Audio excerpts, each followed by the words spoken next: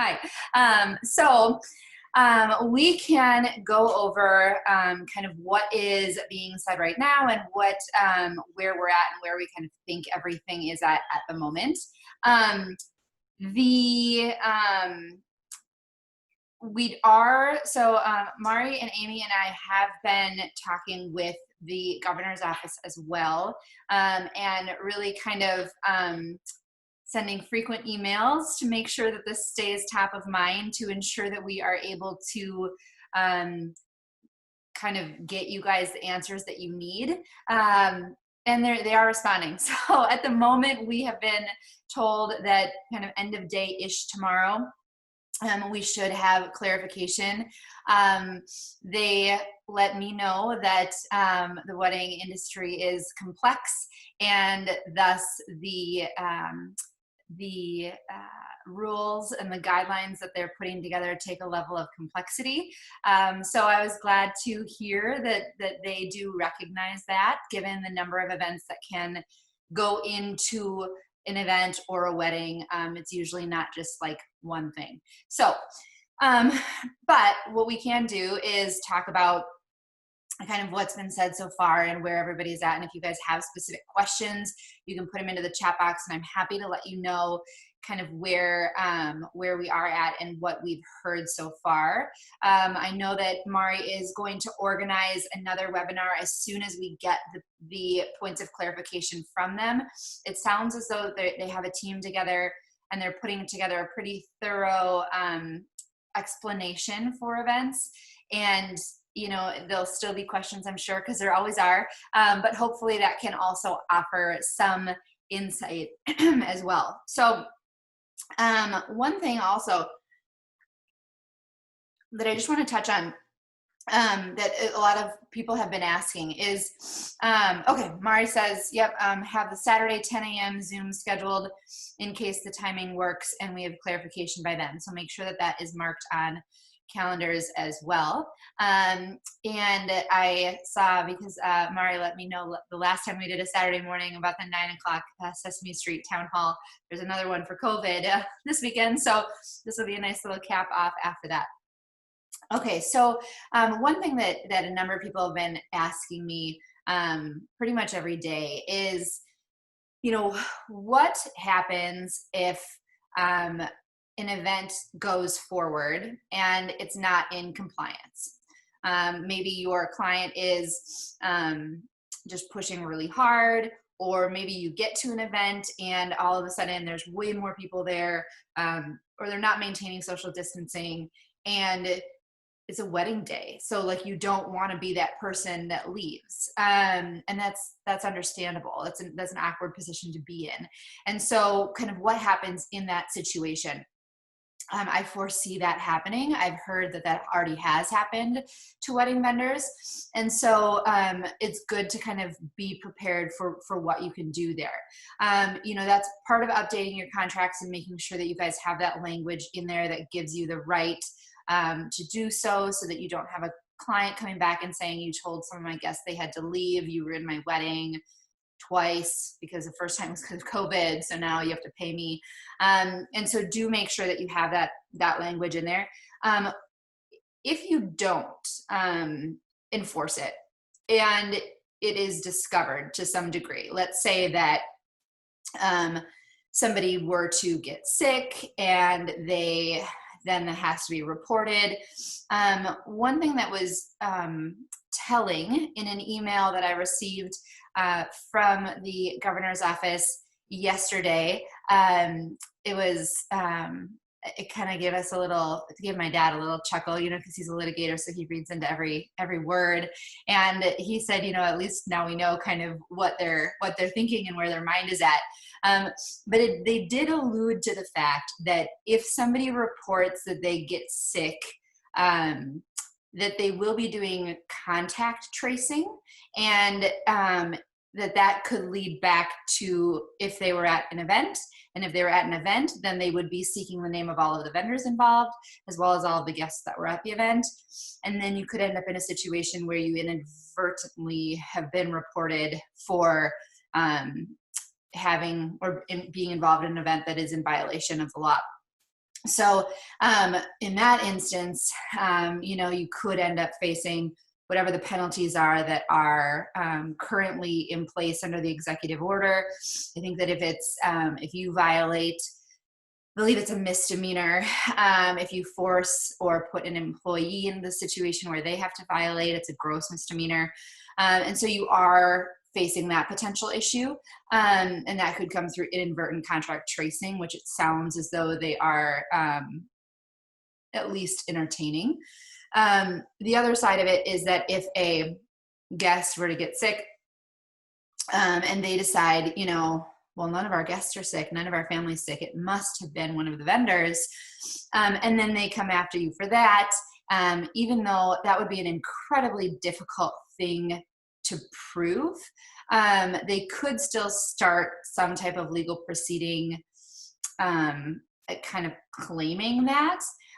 Whether it's against you as a business for being negligent for having sick employees there, or your own negligence in taking the action and being there, or you're not cleaning, or you put them in harm's way, or there's a number of different charges there. Anyway, the issue in that instance is we know that's going to be really difficult to prove.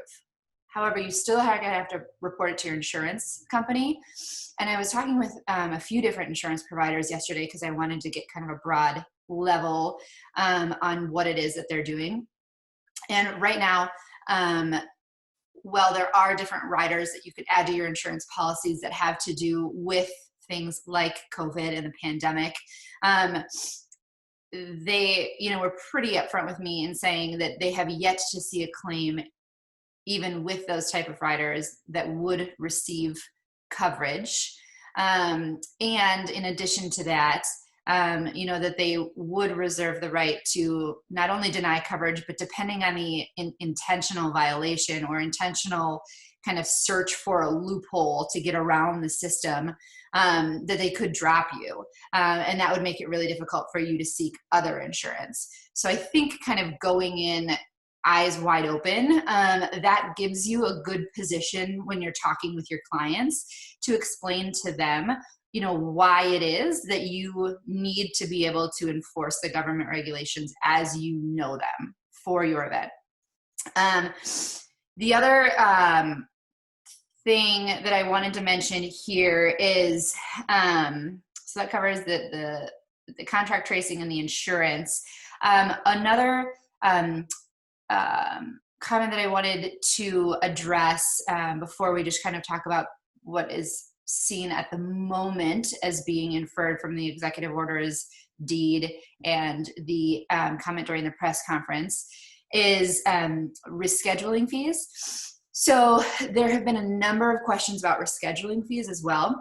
So for that, I had spoken with a number of lawyers kind of on what we perceived to be the legal position on rescheduling fees.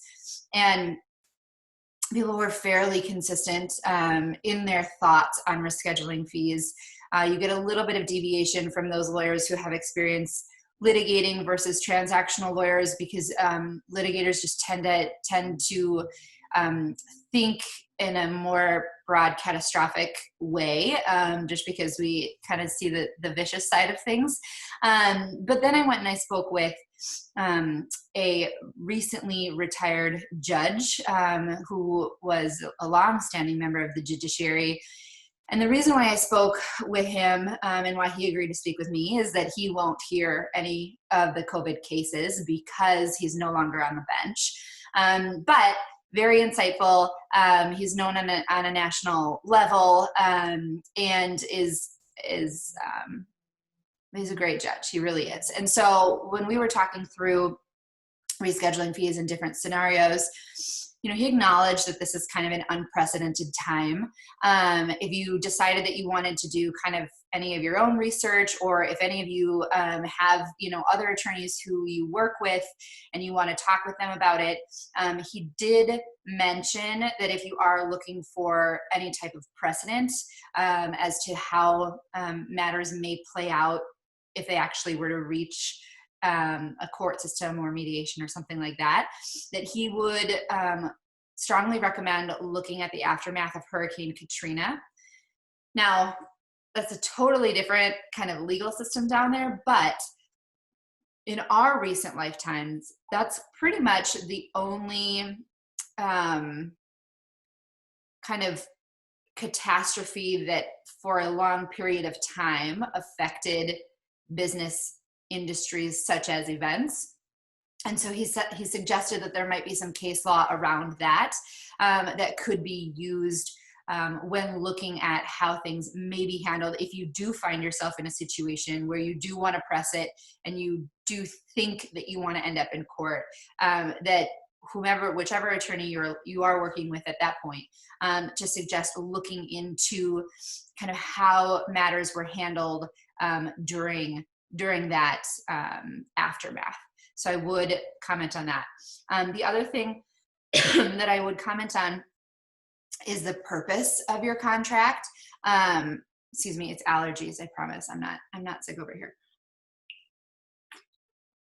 Just a tickle. So the purpose of your contract.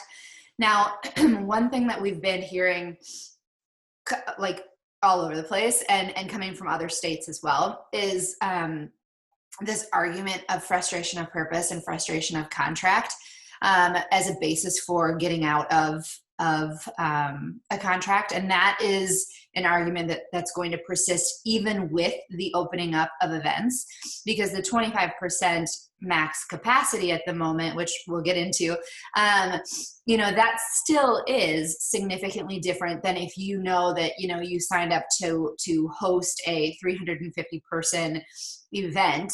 That is significant difference and change in your contract. So this is kind of a little like a creative clause that we came up with, and it hasn't really been done to our best knowledge because none of this has really been done before.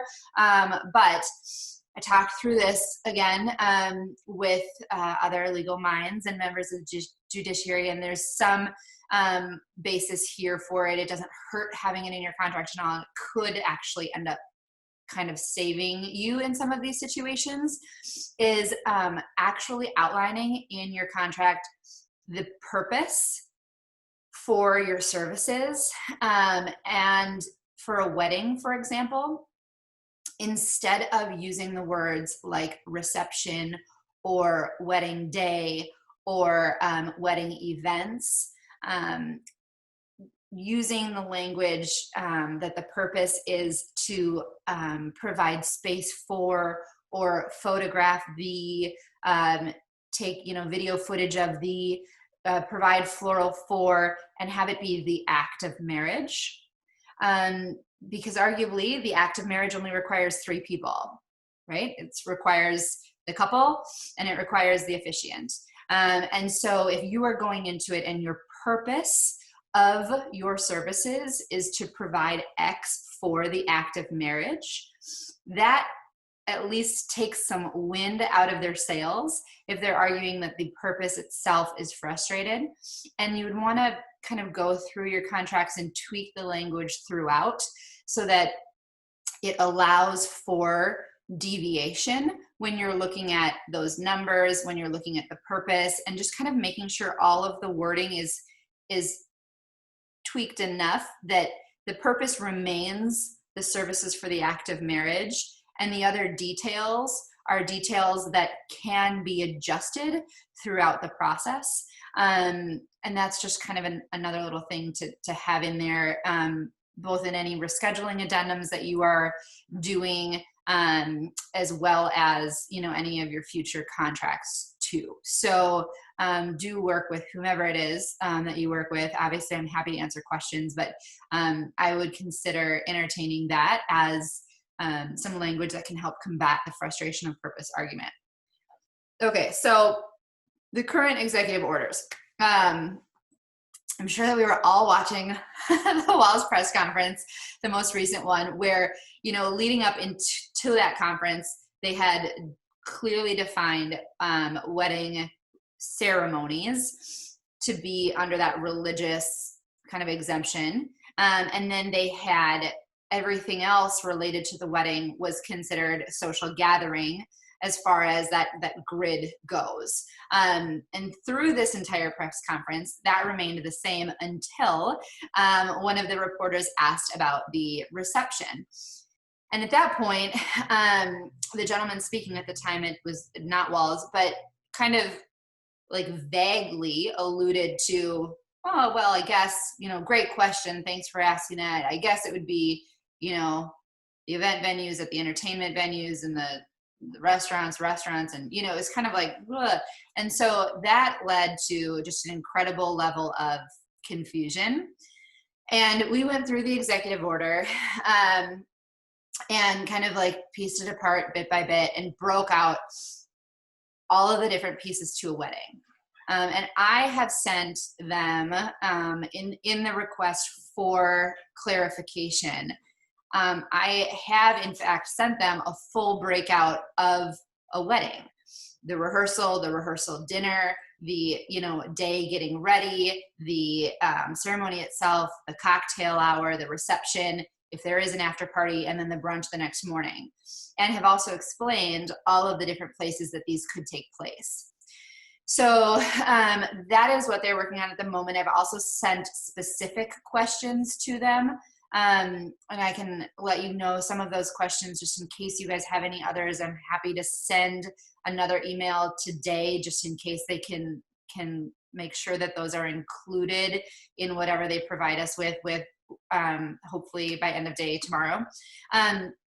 But at this point, the only instruction that they've really given us is to look at each event based on the physical location, because that's how everything has been defined.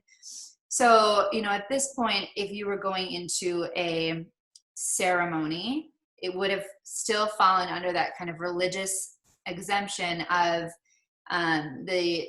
anywhere that can host the ceremony could be up to 250 people, so long as it is socially distanced and the 50% capacity. Okay, I believe it's a 50% capacity. I have to double check on that, but that's kind of your max, right, for the ceremony itself.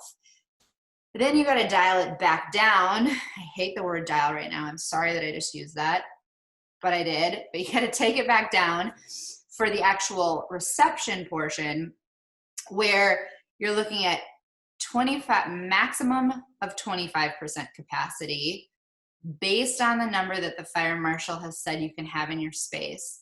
But you also must maintain the social distancing.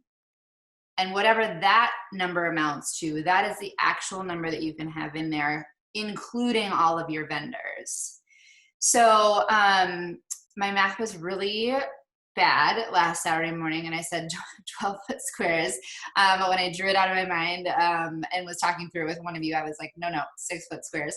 But essentially what you want to do is you want to take the various spaces in your venue or wherever you are hosting this wedding, if you are a planner or whatever vendor you are, and you want to see how many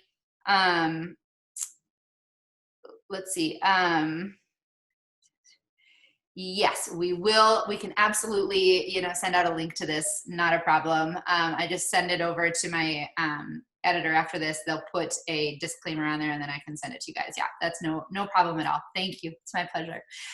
So you want to look at the actual spaces in the venue where there will be the gatherings, and you want to essentially put how many 6-foot by 6-foot squares can you build into that space, because that will allow the social distancing between people.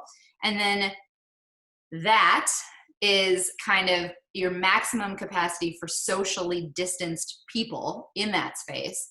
And then you look at that number in comparison to your 25% capacity based on fire marshal requirements. And you're going to you got to go with the social distancing number, even if it ends up being less than your 25% capacity. And it is that everybody all of the vendors, everybody plays into this number. So that is what the belief is at the moment. Now, to complicate things further, some of the questions that have been submitted to me by venues, which I have passed along to the governor's office. So again, if you have specific questions that you want answered, send them to me today. We will pass them along. But here are kind of some of the questions that have come up. So there has been, you know, kind of some buzz that if there is a kitchen in a venue, does that qualify as a restaurant? Is service staff included in maximum capacity of guests? To our best knowledge at this moment, yes, because it's not based on the number of guests. It's based on the actual number of people you can fit in the space and the 25% capacity at fire marshal. What are your thoughts with comparison to restaurants? Yeah, so yes, this is where we were going with the sitting at tables. So, because at restaurants, you can have, it's like up to 4 people at a table, but 6 people if they're in a family unit, and they don't have to sit 6 feet apart. At the moment, they are differentiating between restaurants and events based on kind of that time of contact. Now, I have sent that actual specific question to them because there does need to be the point of clarity. If it is based on time, are they going to maybe limit the time that you are dining at an event and then potentially wouldn't have the 6-foot requirement? But if they do mandate that 6-foot requirement, that automatically affects all of the client agreements that you have and all of the rentals that you have to do, because like at a 10-person round top, now you've got 4 people. So what do you do in that instance? So that is a specific question that we have sent to them, and we are hoping to get answered. At the moment, that the people sitting close to each other only applies to restaurants, to the best of our knowledge. However, we are hoping for clarification by that on that point by day's end tomorrow, and I will send that question again, saying that it was asked multiple times today, and so we need clarification on that. Yes, restaurants do have different licenses than event spaces, and worried about trying to operate as a restaurant even if there's a kitchen. Correct. So that has been kind of a point of contention, and I have looked into that, and I've had people who have spoken with Dee who have asked about that, and there has been, you know, a line drawn that the venue is not a restaurant. Now that, and you can't operate, you know, under restaurant regulations at this 50% capacity. Now, you know, I don't know firsthand. However, you know, I kind of hear kind of everything that's going on, and understand that maybe some venues are under a different impression about that, and are kind of encouraging those larger capacities for events in this summer still. So that is another one where we've asked for written clarification, because you know, we want to make sure that everybody understands whatever it is that the governor's office is actually intending to say with their licensing. Because to the best of my knowledge, I think that there's maybe only 1 or 2 event venues in the Twin Cities that are actually licensed as restaurants, and the rest would be licensed as event venues. So they are looking into that as well. So at the moment, we've got, you know, the restaurant regulations, which have, you know, the 50% maximum capacity and no more than 250 people, but everybody must remain socially distanced except for if you are at a table. And then another regulation if you're in a family unit. So that's kind of its own world, and that is what we are thinking at the moment applies to events that are taking place in restaurants. Now that may change, because the way that they have chosen the regulations on restaurants is based on those 3 factors that they mentioned during the press conference. One of them being the predictability of interaction, and another one that is important to us here in this industry is the length of interaction. And we know that for weddings and events, that is starkly different than if you are going to dinner. So that may change, but at the moment, we have the restaurant regulations that are going to be applying to anything that's held in a restaurant. At the moment, we have the regulations applying to in a venue. Now, we've also asked them for clarification on venues that have indoor and outdoor space. What about plan B? What about inclement weather? You know, if it starts to rain, are you really saying that we have to call off the wedding in the middle of the wedding? Those types of questions that we have asked for clarification on, because we live in Minnesota, it's summer, it is hot, it is humid, and we don't know what's going to happen in those types of scenarios. So that's another section. Then we've got, you know, the social gatherings that would be happening in outdoor public places, or if you look at the executive order, also applies on private property. And that caps things in the 10 and 20 person. Okay, so we've got the 20 person outside, 10 person inside, always requiring social distancing. And so that, you know, we're looking at what could happen outdoors in these other places that aren't an event venue or a restaurant. So now you've got like a park, you've got, you know, somebody's backyard, you've got something that maybe isn't licensed as an event venue, but you're renting it for these purposes. And so we've asked for clarification there as to, you know, is this more the intent of what something is being used for, or are you truly going to continue to define it based on physical location? And if it is based on physical location, then we need clarity as to what can and cannot be enforced. Because then at the same time of all of this, we have people calling DEED, and DEED saying, you know, yes, of course you have to follow these guidelines. Like, if you don't follow these guidelines, your business will be shut down. And then you've got another person on DEED saying, yes, you have to follow these guidelines. If you don't follow them, you probably aren't going to be policed, but do you really want killing people on your conscience? Literally, somebody said that to me, like on the phone with DEED. I was like, oh my God, whoa, you know, definitely not. But, you know, you've got all of this contradictory information flying around. And that is what's causing all of this confusion. And I truly believe that those who are working on the policies in the governor's office, up to the point that everybody in the events industry kind of started saying like, hey, we need clarification. I think that they just didn't understand just how much goes into an event, which we all know happens with, you know, most clients as well, is all of a sudden, you know, they're thinking like, hey, this should be done in a week, no problem. And then, you know, 100 hours of planning later and you're there.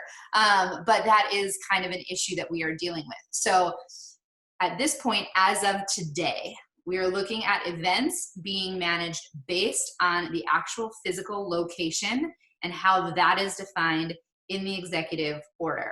So you've got outdoor, which would be social gathering, private or public. Then you've got, I guess it could be indoor too, but outdoor, indoor, social gathering, those are in public places. You've got events that are held at entertainment venues, which would include, at least based on what they've told us so far, event venues.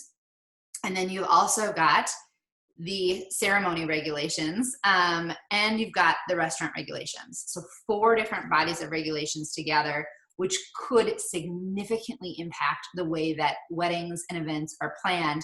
And also, like, how many portions of different invitations have to be sent out. You know, it's always kind of been like you invite smaller groups to your ceremony and bigger to the reception. But at the moment, that's flip-flopped. And then you've got kind of this looming out there that, you know, if you don't follow the regulations, you're risking your business insurance, you're risking your future ability to be insured, you're potentially opening yourselves up to punitive damages, which are usually not something that you can get in the state of Minnesota absent strict inclusion in documents, which it wouldn't be included in. I would doubt it's included in any of your documents. But punitive damages can come into play if somebody were to sue and show that you like knowingly and willfully violated the governmental orders.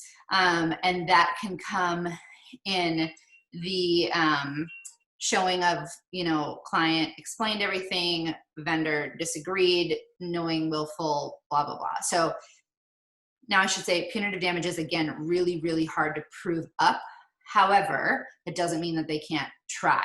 So, you know, you're kind of opening yourself up to all of these things. And that's another comment that I have passed along to the governor's office that I don't know that they loved hearing from me, but that without their clear guidance, and without explanation of what is actually expected of vendors in our business community, that, you know, they are effectively putting you in harm's way, kind of saying you got to interpret what we've said. We know the rules, you have to interpret it, and then you have to manage it with your client. So they, I think, now understand that not only is there kind of policy issues at play, but there's also potential harm to a significant group of business owners in the Twin Cities absent further clarification. So we're hoping, we've been told, close of business tomorrow is when we would receive clarification. I'm sure that there will still be points to consider there once they've sent them out, and potentially some other kind of key things to make sure that are included in your contracts, and your interactions with your clients, and in all of those like various COVID waivers that, you know, I am not a document person. I do not love having a lot of documents, but in a time of COVID, there's like, you know, all of these different waivers for your clients, your workers, contractors, interns, employees, all of the new employment policies. It's like everything in place to protect yourself against different claims that could come at you. And so we will have that webinar that Mari has scheduled, and we can talk through all of those things. But at the moment, as of today, it is based on, from our interpretation, the physical location. And then hopefully there'll be further clarification tomorrow. I will say, if you are currently in discussions or negotiations with clients about kind of future dates or moving things around, I would encourage trying to circle back with them next week. On the flip side of that, if you're trying to wrap something up, you might want to do it today or tomorrow, just in case like there's some serious backtracking that comes down tomorrow and it ends up hurting whatever position you're trying to take with your client. So I would just encourage that, or at least making an informed decision as to whether or not you try to proceed and wrap something up now, or whether or not you do wait. And then, you know, when it does come down, you know, gather your questions, put them in a spot. We will absolutely answer all of them. There's no question that the wedding industry and event industry is in this together, and that the vague language thus far has been, you know, unnecessarily confusing to so many businesses that are just eager to reopen and to be able to understand, you know, what they can have in place and how they can comply with the law, so that they can protect their businesses while also ensuring that they can bring in money in order to survive long enough, right, to get to next season, which I think is a really real thing that a lot of people are experiencing. So the collaboration has been amazing. The fact that Mari has brought this group together, and that, you know, various people are taking different areas of the industry. I know Kelly's been working with venues, and to really kind of open this conversation, because, you know, what we want to avoid is having, you know, one or two kind of vendors going rogue, probably more out of just misunderstanding or, you know, fear of negative business impact, and having, you know, a wedding or something becoming a hot spot, being highly publicized, and then we have a backlash on the industry, because it seems as though there has been a lot of press around the event industry and how they're responding to COVID across the country, and that's quieted in the last few weeks due to, you know, the very tragic and unfortunate and horrific death of George Floyd. You know, however, I would not be shocked if in the coming weeks the media starts to kind of broaden their scope again, and I see so many client threats about going to the press, because businesses are terrified of that right now. They're absolutely terrified because you want to be seen as somebody who is helping people during this time. I think that we just want to make sure that we're protecting the industry as a whole and everybody is in this together. So that's kind of the overarching of where we're at with the executive order at this moment in time. We have also, although it's not directly related to weddings, as different venues are considering their pivot opportunities for the summer, for the fall. You know, I've heard some really kind of cool creative ideas. We have also asked the governor's office for clarification on vendor-led community programming and what venues can be used for outside of weddings and events that are coming into them. So hopefully I can offer some clarification as well, just in case those restrictions are different because of the difference in length of contact and the predictability of that contact. So that should also hopefully be in the clarification. So that was a lot of information. If you guys have specific questions that you want answered, send them to me. I will send that follow-up email today. I will reiterate the seating arrangement because that is, that one is really, really, I think, quite important. If you have other specific questions, let me know. Thank you. I'm always happy to answer. I'm always happy to chat. If you have questions now, you're happy to put them in the chat box. The one other thing too that I wanted to mention, yes. Okay, on the rescheduling fees. So yes, I will talk about whether waivers for guests have come up in conversations you had with judge, insurance professionals, litigators. Yes, I will chat on that. The rescheduling fees. So at this point, I have been advised that a rescheduling fee based on the loss of future opportunity and loss of future date from that could be another client is not likely to be upheld if that were to ever end up in court. There's various reasoning there, but essentially the court is looking at equity at this point and what is fair and equitable. And what I have been advised at this point is that, you know, it is very unfortunate that the events are being pushed out to next year. However, the events are being pushed out to next year, which means that money is still coming in. And so, yes, they have the potential to lose a future date if somebody else were to book for that date. But that potential future loss is most other businesses' current actual loss.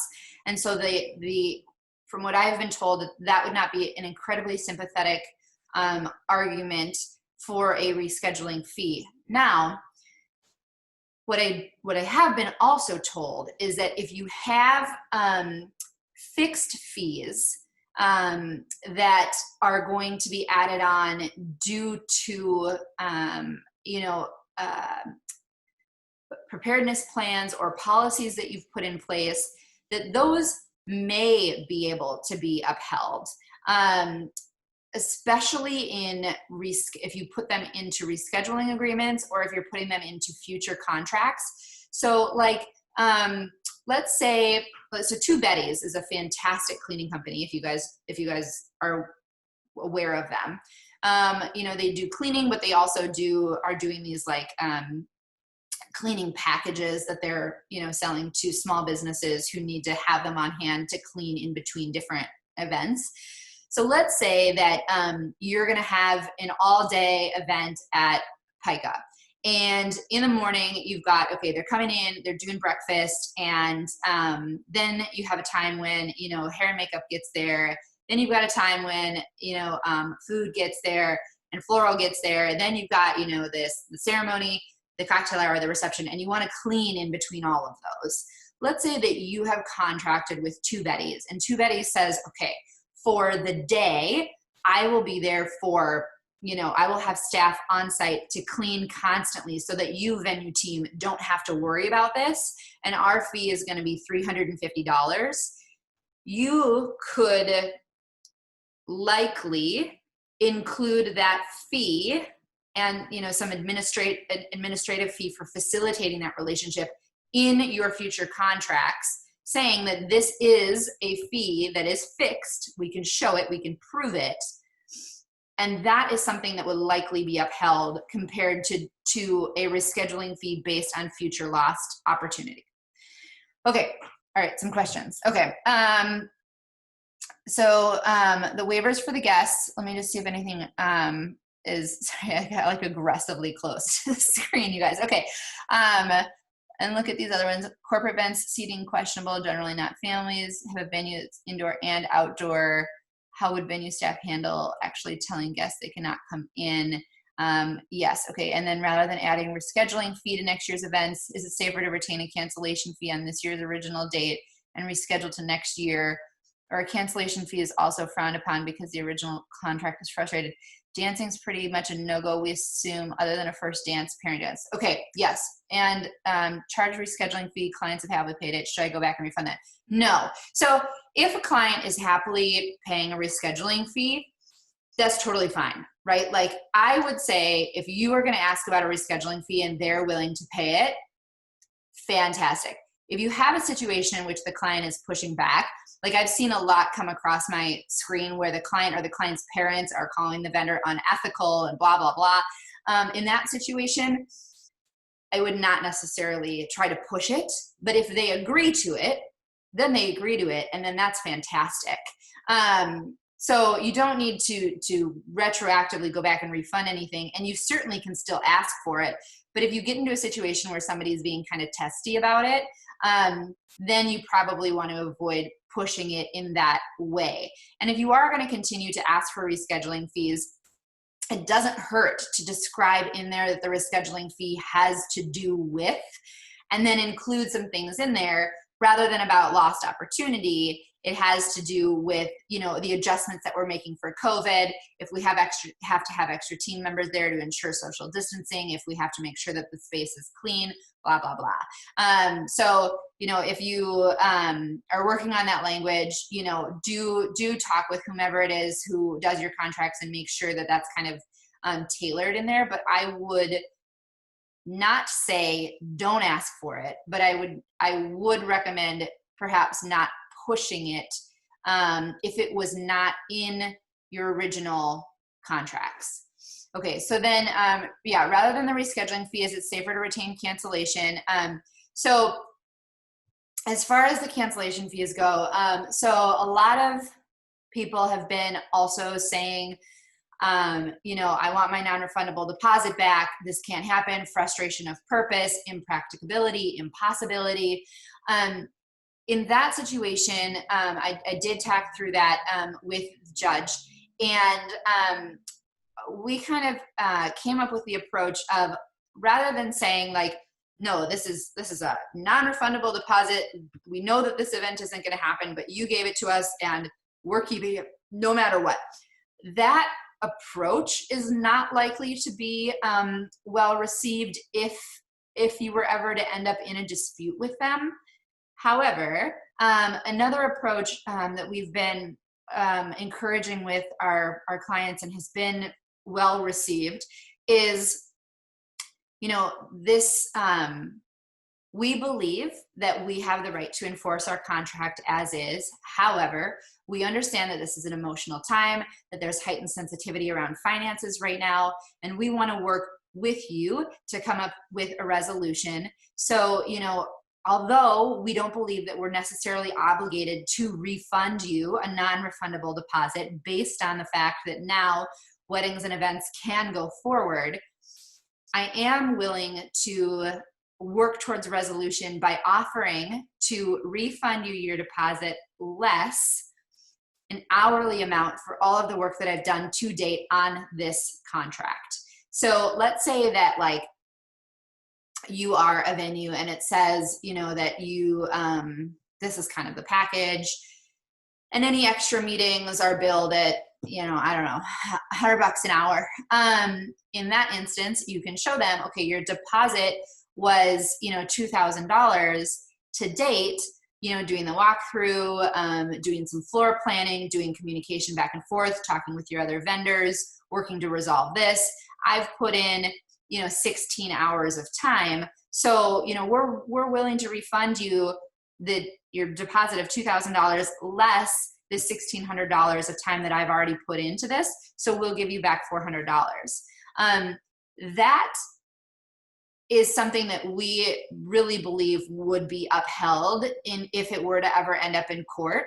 And that's kind of based on, you know, this idea of what is equitable, what is fair. And so if you don't have an amount in your contract that you charge for extra hourly rates, you can pick something, you know, that is kind of an industry standard for that hourly consulting.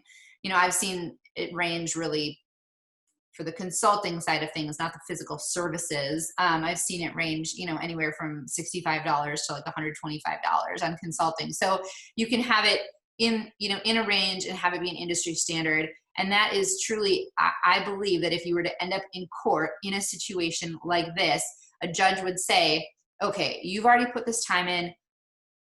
You should be entitled to money to pay for that time. Let's refund them, you know, whatever's left over because they're not getting their wedding day. So that's a pretty strong position that I think that you can take. And that way you're not, you know, you are giving them what they want, which is their money back. But you are also keeping the money that you have already earned for that date so that you aren't completely losing out as well. Okay, these other questions here. Now, whether waivers for guests have come up in conversations I've had with judge, insurance, and litigators. So yes, they have.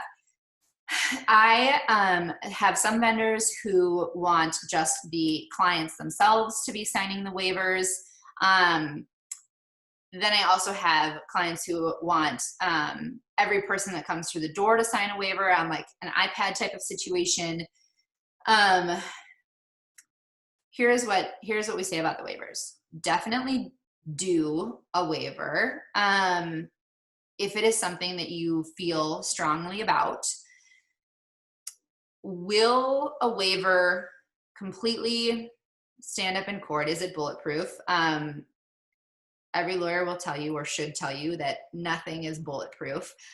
There are already some of the kind of class action litigators out there looking for waivers and having them on their radar to try to fight against them. I think that's more going to be in kind of the large settings of like gyms and things like that. So people will fight against them, but I would still have them because it shows that you've taken that proactive action. And it can shift some liability around, and it is a deterrent for a client to kind of come after you for that. So I would suggest it. Whether or not they're going to be upheld, it's always tough when it has to do with medical, but it is a deterrent. And at the end of the day, it's so hard to show at an event that like this person at this event, this vendor is the one who gave me COVID, when I willingly assumed the risk of hosting an event during a pandemic.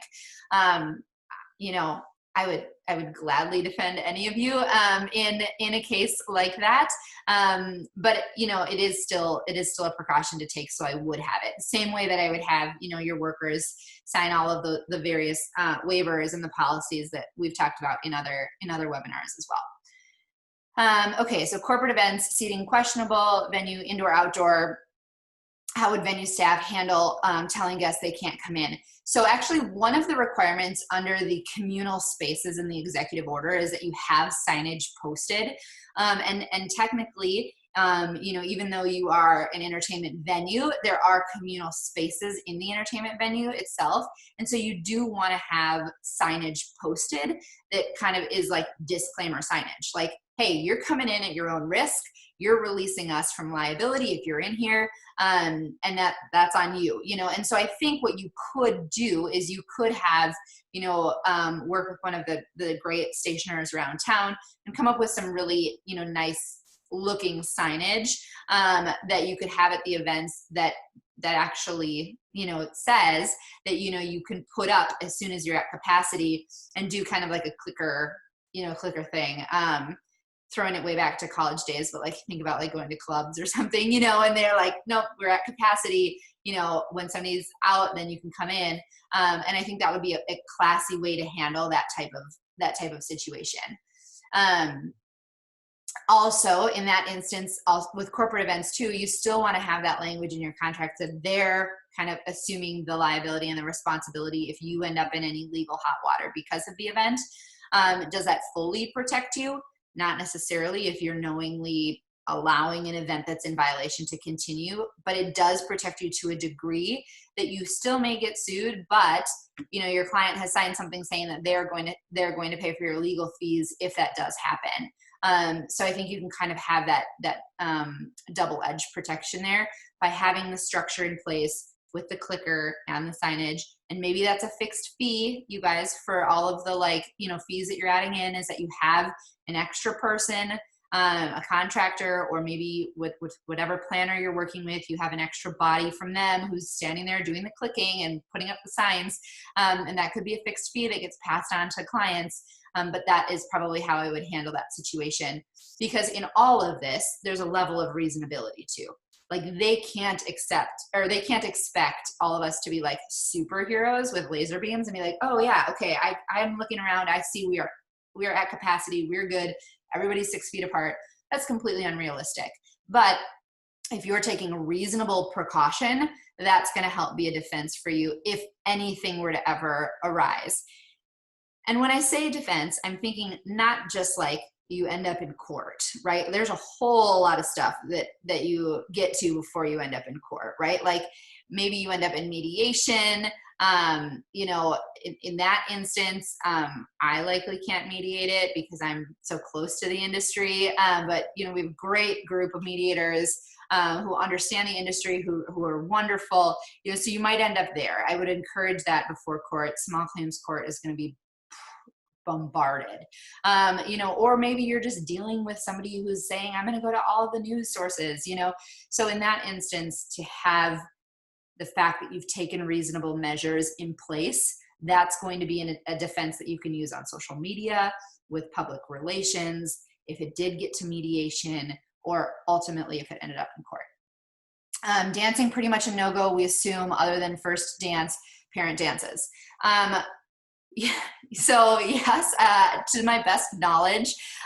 So this is one where I got kind of like the heated response back from the governor's office is I know somebody who is getting married, and they had spoken with Deed, and Deed had kind of been like, well, if you need to dance, dance, but you know, you will be in violation. And so I sent that message to the governor's office, and I said, this is what people are being told. So if you are telling people this and they're relying on your word, you are accepting the responsibility for this. They didn't love that. They were not pleased with that. And from their response, I would gather at this point, dancing is a no-go for close dancing, except for, yes, maybe those family unit or, you know, those first dances.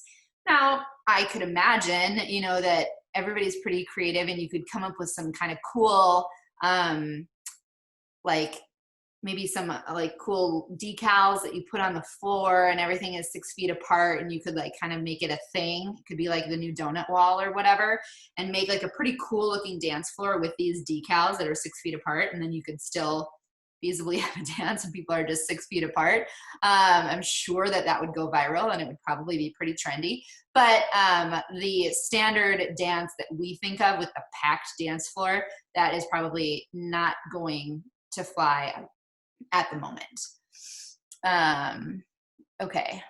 I will ask about dancing though. Again, I did already ask, but I will send that one back along with the other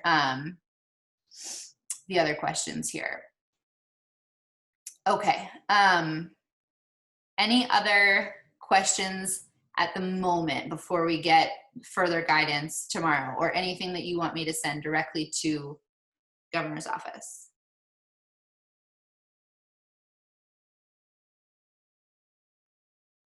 Yes. Okay. I see a yes. I'll wait for the question.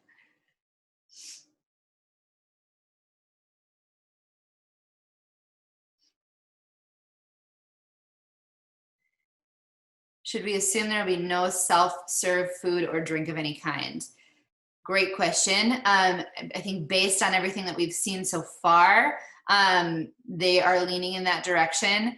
Although they've also said in the order that they would prefer that all food service emulate a, drive up curbside to go takeout kind of model, which I don't, that would be again another viral sensation for the wedding industry. So I will ask for a point of clarification on that as well, because that would also, of course, add to the expense of vendors and significantly hurt their bottom line. So I will ask for clarification on that too. Any other ones? Yeah, you bet.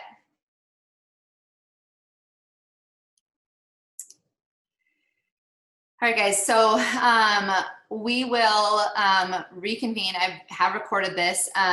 We will reconvene on Saturday if we do get the orders, or on Monday if it is Monday, although I think they're feeling the heat. So we will reconvene. Mario will send out an email about it. And then we can also, set up a time to kind of talk through all of those other precautions that the industry should be taking as far as waivers and all that stuff goes, from an informational perspective, so that you can be kind of best prepared for the inevitable, crazy aunt who, decides to make something out of something that should not be attacked. And we can go from there. So anything comes up, feel free to shoot me a message. It has been a pleasure as always, and I look forward to connecting with you guys later this week. Have a good day.